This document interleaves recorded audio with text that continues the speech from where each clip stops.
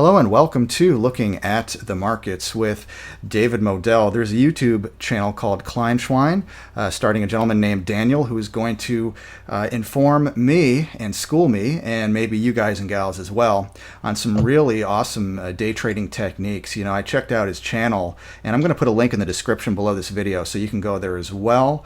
And I just like to help out other YouTubers. And so if you like to day trade, if you're into the charts, Daniel from Kleinschwein is going to teach us today. So Daniel, welcome to Looking at the Markets, sir. Hey, nice to meet you guys. Yeah. And thank you for having me on the show. Yeah, no problem, man. So we're going to get into the chart stuff real soon, but what can you tell us about your channel? So when I started my channel, actually, I had a dream to become a famous YouTuber for a long time. Just because I have so many like subjects that are popular on YouTube that like they're my hobbies, like building cars, like writing songs, and trading. Trading is one of them, like gaming. But I learned how to trade on YouTube, and for me, it's like it wasn't just YouTube. It was like a lot of like articles, like a lot of research.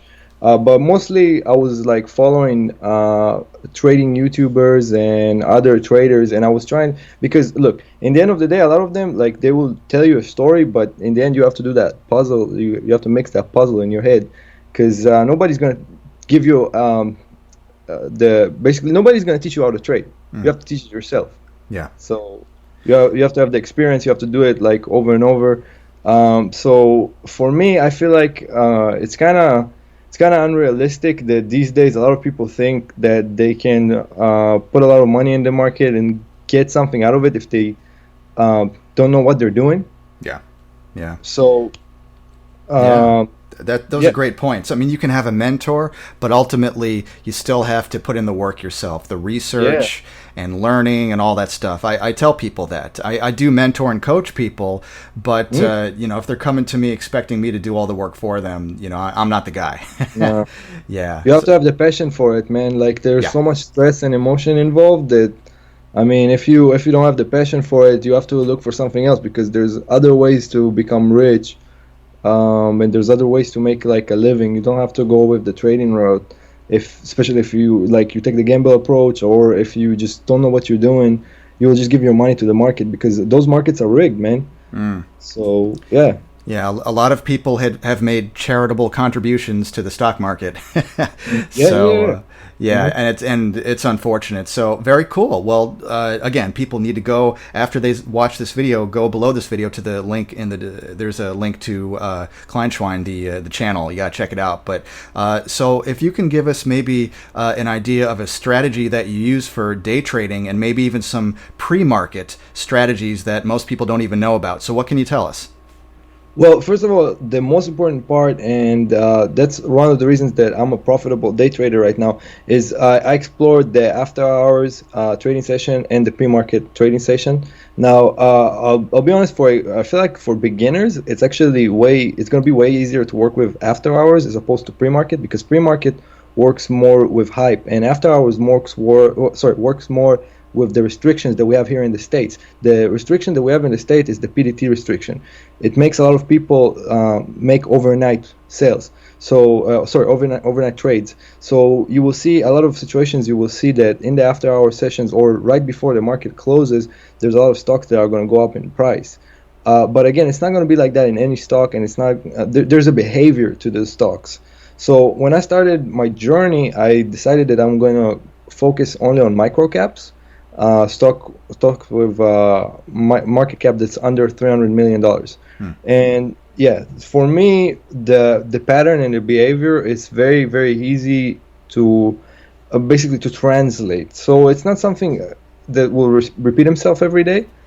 It's something that more has like a type of a behavior, and if you know to identify that behavior good, you will know how to trade the pre-market, the market hours, and the after hours. And yeah. And I was so closed about trading market hours recently that I decided to start a challenge on Ustock Trade. You can find it on my account on my YouTube. So I have a challenge that I work with Ustock Trade. Have you ever heard of Ustock Trade, David? Yeah, sure. Yeah, so Ustock Trade is basically it's a broker that lets you day trade, And it's a broker that can be a big trap if you have no idea what you're doing. Coming back to what we were talking about, because it basically gives you the ability to day trade as much as you want, unlimited day trades. But if you don't know what you're doing, you're going to have a lot of consistent small losses that Yeah. will create a consistent, basically a huge loss Yeah. I from think. consistent. Yeah, absolutely. I think it's fascinating. You almost never hear somebody say that after hours and pre-market trading could actually be easier. How is that possible, and what are we looking at now? So I'm giving you an example. I have a sector, a watch list of like micro caps that are trending recently because like we live in a pandemic, the COVID-19. So two big sectors that we have right now are anything that's related to COVID-19 or anything that's related to EV. EV vehicles, like electronic vehicles, are very, very famous right now. Mm-hmm. So um, I want to show you guys a couple of those patterns. So one of the patterns that I worked a lot with was the SINT pattern. Um, and basically it's one of those COVID-19 stocks. Now, Now that's ticker symbol SINT.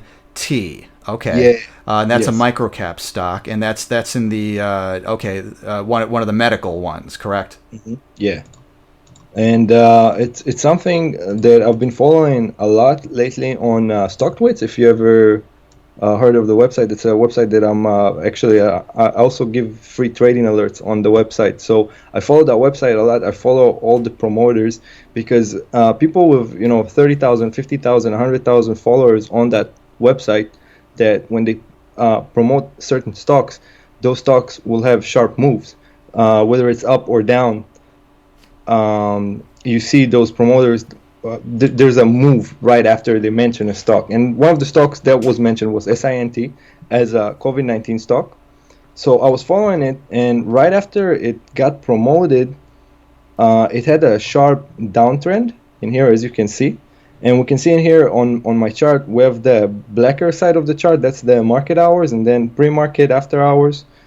Um, and the fascinating thing that happened the other day, it was the 16th, basically Thursday. Mm-hmm. We can see in here that it was consolidating down, and right here, that's when it was mentioned by one of the promoters, right at this point. Look at that that big green candle. So somebody on StockTwits might have, we don't want to say pump, but promoted, let's just say, SINT Yeah. stock, and you saw that green candle. This is in the pre-market hours when most people are not even paying attention. Okay. And also people want to know probably those lines. The middle line, the purple one, that's VWAP, volume weighted average price. I will get to that. It's very important. Okay, I'm sorry. I'm jumping the gun. It's a part of the whole formula. So first of all, Gotcha. this is not pre-market, and just like you said, like pumping, there's basically breakouts and discontinuation. So Yeah. to create a breakout, you have to have hype, and that's exactly what you just described. The promoter created hype on this stock. This is not pre-market though; it's like right before the market closed, and this, Okay. the grayer side of the chart is the after hours. So as you can see, there was an explosive move in the after hours, in particular. The pump happened during the market, and then and then an explosion, and then Right after before the hours. market Okay, that's closed. the gray Yeah. part. Okay. Yeah. So judging the behavior, as you can see in here, as a beginner trader, what you need to look out for is a lot of beginner traders will get in that point. Mm-hmm. And before I even talk about the VWAP and before I even go into the volume and all the rest, like a lot of people will get into that point right after the first pump and they would stop out in those areas. So remember, when it comes to day trading and we work with big amounts of money, I like to do position adjustments.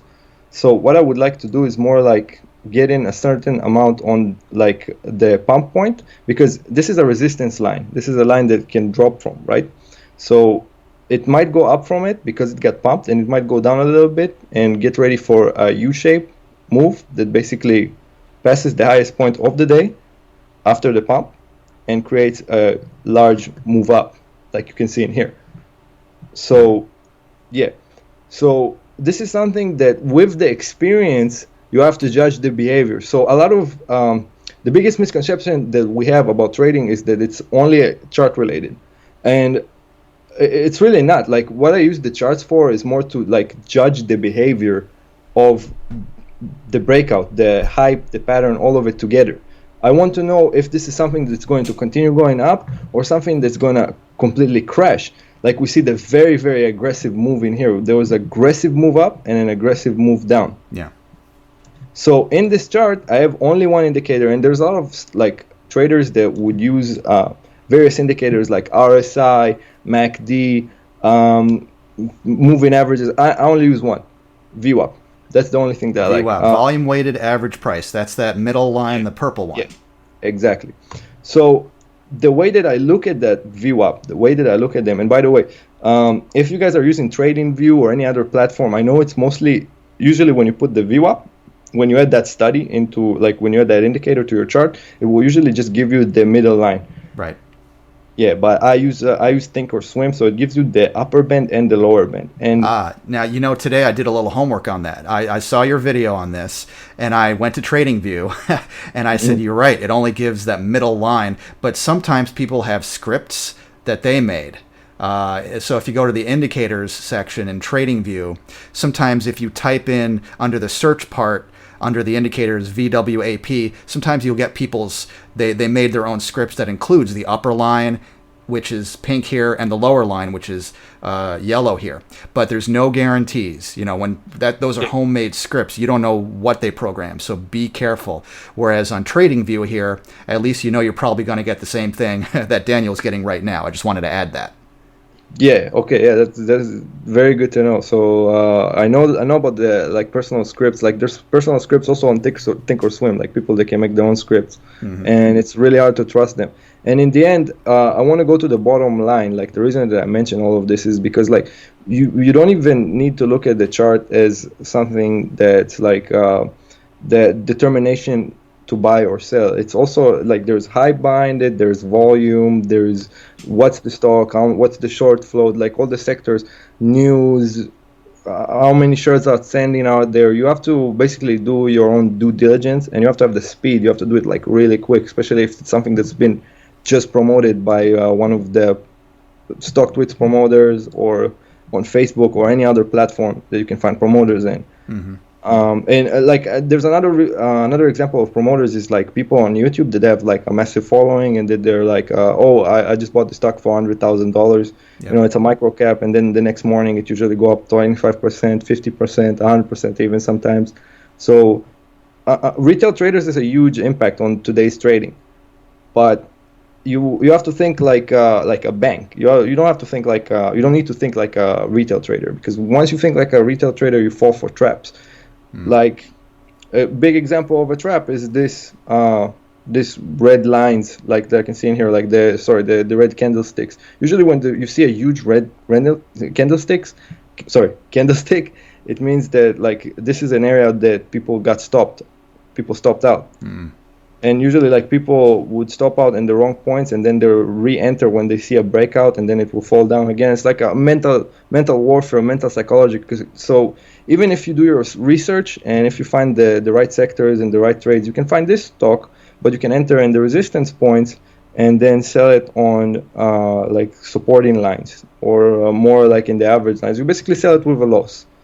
What we want to do is buy it on like undervalued price or a cheaper price and sell it in the higher price, and that's what the VWAP helps us. So you have three bands. You have the middle one, which like we just stated, it's the average volume weighted average price. There's the upper band that basically it more like represents like oversold, overvalued, resistance line. But again, it varies from the behavior of the pattern itself. But it's almost like a Bollinger Bands or Keltner channels, almost like that, where the upper line means it's kind of short-term expensive, right? Yeah. And that lower line means it's short-term, maybe cheap. Also, people are going to ask that middle line, the VWAP, is that on the standard default setting? Yeah, well, like my VWAP is on the standard like setting. I didn't change anything in it. Gotcha. Okay. So like you just edit, like you can edit on Thinkorswim. If you have the problem with TradingView, Thinkorswim is for free to get. Like you just start a membership with TD Ameritrade. Sure. And you don't have to fund your account to have Thinkorswim. So I had Thinkorswim way before I used like TD Ameritrade as a broker. So yeah. So again, judging the behavior of the actual move of the actual stock, the ticker, it's very important because even if you use the VWAP lines, it's not the VWAP is not an alert system and it's not a bank. It's not something that will make things any easier for you. It just indicates you whether the price is overvalued or undervalued or in the middle. But as you can see in here, because hype changed that. So as you can see, most of the day the stock was consolidating and the VWAP didn't really change. The VWAP starts to change with the hype, whether it's up or down. When it's consolidating, it doesn't really change. But in here, in these moments before the hype came, the resistance lines was like 1.89. But right after the momentum changed, it went all the way up to like the 246 levels. So it's about like 25% up just for the VWAP itself. Yeah. So you have to make sure that there is still volume behind it. Now, if you look at the movement like this, that you can see in here, so this is something that I really like. So as we can see, the VWAP, the stock itself was trading on the upper bands of the VWAP. So there wasn't one moment that it went under the average price of the day. Right. Which tells us that the behavior of the stock, like it's right now, it was undervalued for a long time. It was consolidating, undervalued, as we can see in those lines. And then right after there was hype, there was a bunch of people that were buying it right before the market closed. They were waiting for it to double. But what happened in here? So this is the end of the after hours, and this is the pre-market hours. Right after the pre-market hours, it's like completely sold off. So people that were waiting for the next day and bought it before and bought it in bad times, like let's say if you bought it at like 12:30 and you bought it at the 2.3 levels, the next morning is 2.9. You can get a heart attack from that, you know. So yeah.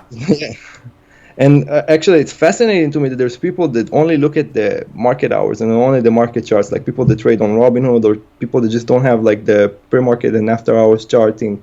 It's very important, like if you want to follow the chart, because just like I said, it's not all about the chart. Yeah, yeah. But it tells you a lot.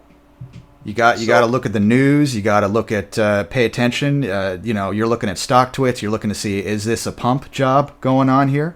And with every pump, eventually there's a dump, and you want to get out before then for sure. Yeah. And that's you only get from experience and judging the behavior. So for all new traders, don't let them fool you, man. Don't let them think like you need more money in your account. Don't let them. When I started, I had like $30,000 in savings, but I traded only with $1,000. And every day, like if I would have like a 20% gain on the $1,000, I would not sleep at night thinking that I need to put all my money. Right. because it's very, very tempting. But like you have to be hard on yourself. You have to be like Gordon Ramsay. You have to be very, very hard on yourself if you want to succeed in this business, because it's a tough business and the odds are way against you. Yeah. Oh, for sure. Yeah. Wow. So after hours trading, I've never heard anybody else recommend that for people who are starting out. Usually it's the domain of advanced people, but we're kind of turning that idea on its head because maybe that's where the real action is. I mean, yeah, that's what it is, because as you can see in here, all the people, they partied on the after hours while like regular traders were waiting for the next morning, hoping that the stock will go to like $3-4. And that time, all the real traders made all the money, all the fun. And there were people, don't get me wrong, there were people that lost money in this play. There's like crazy candles in here that I can definitely tell that people lost money for no reason. But the people that really had like a strategy, they did the right due diligence, they got out with a nice huge profit in here, and the stock sold off completely right the next day. So okay. Now you want to buy, or I would think since you want to buy low and sell higher, you would probably want to buy below that purple middle VWAP line. I think you wouldn't want to buy way above it. Is that correct? So again, it comes back to basically like the behavior of the move. So what you're saying is not wrong, but it's also not right all the time, because the idea is to buy low and sell high. But sometimes, because you can see in here, it shifts, right? So in those moments, if you would buy it on the upper band of the VWAP, you would still be profitable if you had the right strategy. Okay. Because again, there is like the stress, there is the stopping out when you shouldn't. So if you know like the pattern, because in the end, um, let me summarize it. Let me make it the easiest way for Sure. everybody to understand. That in the end, it's all about the pattern. So if we can see in here that like we have an uptrend pattern, it doesn't matter if it goes up or down. I would never put a stop loss on something like this because I know that there's an uptrend. We see that there's a huge volume and then the volume goes down. But when the volume goes down, it's still like it dipped, but it still goes up. So it's kind of like consolidating, but consolidating up. So if we have like the promoter that talks behind it, we have good news behind it. We have basically all the catalysts are in our side.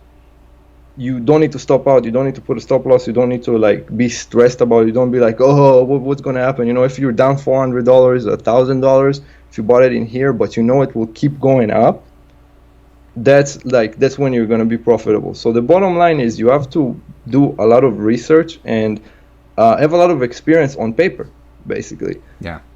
Yeah. So when you do that after a long time that you do that, it becomes consistent because so like I said, the odds are against you. You can have like every day green days, and then with one red day you can lose all the money that you made. Oh yeah.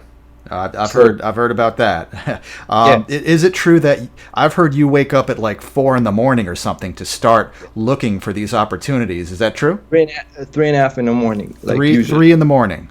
Yeah, 3:30 in the morning. 3:30. Wow. What are you looking for at 3:30 or 4 in the morning? I look for news, only for news, and basically I have like a list of promoters that I know that basically when they talk about stocks with news, I never go on the stocks with no news.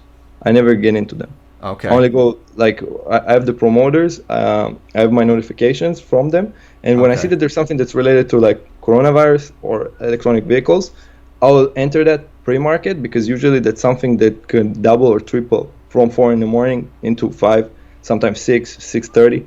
But you have to remember that there's always like the pump, and then there's a little dump, and then from there it can go anywhere. Right. So Gotcha. Okay. I mean, this is fascinating. I don't know anyone else who uses this method that you're using. It is so cool.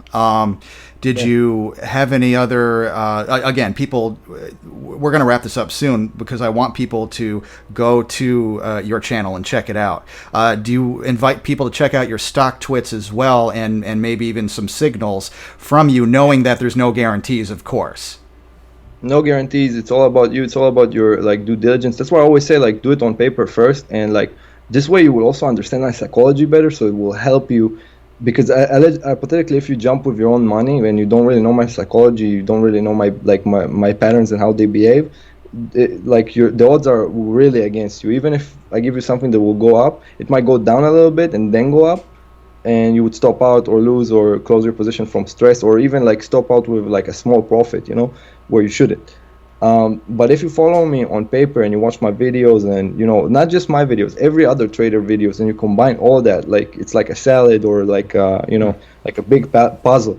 So when you combine all of it, that's how you become a profitable trader. But you have to have the business approach to it because it's not a side hustle. It's something that can change your whole life. You Yeah. know? It's just amazing. You're doing this for free, by the way. Am I right? Giving out, Yeah. ideas. Again, not trade alerts where people need to follow you, and there's no guarantee. But you're giving trade alerts or ideas, I should say, on stock twits. Yeah. I'll put a link to that as well, and in your YouTube videos. Is that correct? Yeah. I mean, there's a lot of people these days that are trying to make a market out of all that. Like, first of all, there's a huge community of people that like have savings and they want to increase those savings, and they've been taken advantage of. I was a part of that whole scheme. Like, I found like other people that like would sell you courses or just like try to sell you courses, and it's all about like lifestyle. And when you do research, you find out those people are not really real. In the end, it's all about you and what you're doing, right? If you have the passion for it, you will become a profitable trader. But what I'm trying to do is basically ruin all that industry of taking advantage of people that want to become traders or just make more money with their savings. Yeah. So I think it's great you're helping people out. I want people to check out your YouTube video Thank you. Your YouTube channel, I should say. Link is in the description below this. Also, check out the stock twits. These are not trade ideas. No guarantees here. Just No guarantees. And do it's your not own easy. research. You even said that yourself. Do your own research. And treat this like a business. Don't just do this as kind of a fun side thing. If you're thinking like that, Daniel is getting up very early in the morning. He's doing the research. He's doing the due diligence, and that's why he's able to do this. So, Daniel, thank you so much for coming on and looking at the markets. We'll have to have you back again soon. Thank you so much. Yeah, for sure, man. Thank you, David. Appreciate it.